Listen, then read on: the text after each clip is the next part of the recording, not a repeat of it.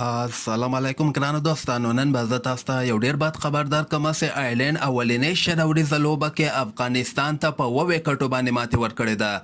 نن به زه تاسو ته یوه وړه غلطي د افغانستان وښیم چې افغانستان د دغه په وجه باندې یعنې دغه لوبه بایللې ده. ویډیو تر اخره پورې وګورئ، په هر څه به تاسو پوه سئ. دغه لوبې ته که موږ راسو، افغانستان اول بیټنګ ترسره کړی، 109 رنزه ټارګټ یې آیرلینډ ته ورکړی. د افغانستان لپاره رحمان الله ګوربز په 22 بالو باندې شپږ سنزه کړي دي، عثمان غني په 42 بالو باندې 50 سنزه کړي او حشمت الله شهیدي په 12 بالو باندې 11 سنزه کړي، نجیب 15 کړي. خو لاندې کې ابراهیم زدران 29 مهم رنزونه وکړل. کنه افغانستان دغه ټارګټ دومره زیات نسو ورکولی، 1.5 سل پورې افغانستان به رنزونه کړي، خو د ابراهیم زدران په زړه پوړی بیټنګ په وجه باندې 18 بالو باندې 29 مهم رنزونه وکړل.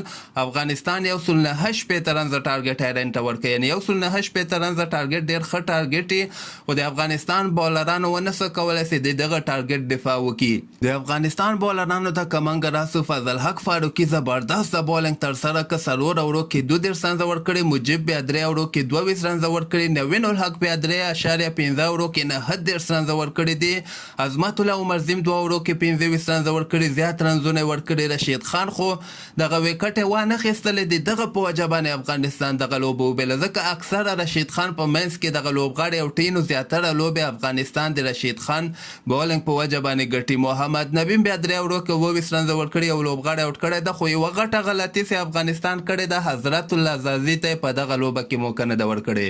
زازي باید آیرلینډ خلاف اتمن لوبولی او تاسو ښه خبر یاستئ چې زازي د آیرلینډ خلاف څومره ښه ځلیږي. خپل نظر لاندې ما سره په کمنټ کې شریکولی سئ.